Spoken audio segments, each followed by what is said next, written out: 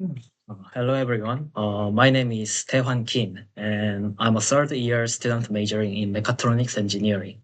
Welcome to my presentation. Today, I will be discussing the topic of engine failure diagnosis in internal combustion vehicles. The presentation will proceed in the following order: problem definition and data model development and conclusion. I will end with a Q&A to conclude the presentation. The first part is the problem definition. As we all know, eco-friendly vehicles like electric and hybrid cars are the trend today. However, according to the actual vehicle usage data in the presentation, around 91% of users still drive internal combustion engine vehicles.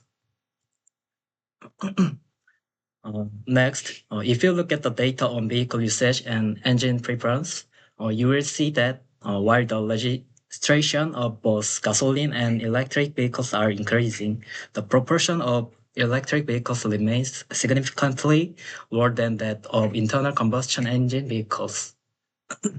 At the same time, demand for internal combustion vehicle is expected to remain steady in the future. Now, let's look at the causes of vehicle accidents and related news articles. Recently, battery-related incidents have increased, leading many people to think that the most car accidents are due to battery issues.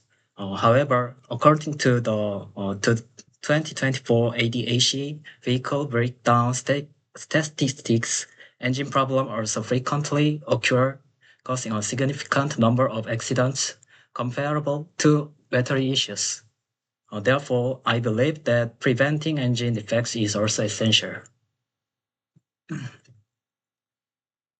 Based on these findings, I believe that developing and implementing preventive management measures for engine defect is essential to ensure the safety of internal combustion vehicles. In addition, given the high demand for internal combustion vehicles, I felt it was important to provide users with a safe driving environment and to minimize the risk of injuries from engine-related accidents. Therefore, I decided to create a learning model for diagnosing engine failures in internal combustion vehicles using a dataset provided by Ford Motor Company in the US. And next, we will move on to data model development. First, I will simply introduce the data in model training. The data used in an open data set provided by Ford Motor Company in the US. Secondly, this data is intended for the diagnosis of system equipment failures. Thirdly, classification algorithms were applied to classify defective signals in a time series dataset. Finally, various classification algorithms based on supervised learning, such as logistic regression, XGBoost, random forest, CNN, and RNN, were applied during the model training. Next, I will explain the composition of the dataset. The dataset consists of the time series data labeled as normal or abnormal engine states, obtained from 500 sensors at a total of 4,921 time points. Here, the train data and test data were divided into 3,601 and 1,320 samples, respectively. The right image in the provided material visualizes the data value of each sensor at a single time point. Now, I will discuss the result of the dataset analysis. When distance-based clustering was performed on the data, we observed the formation of cluster as shown. Therefore, I believe that applying feature selection methods such as PCA or autoencoder could lead to performance improvement.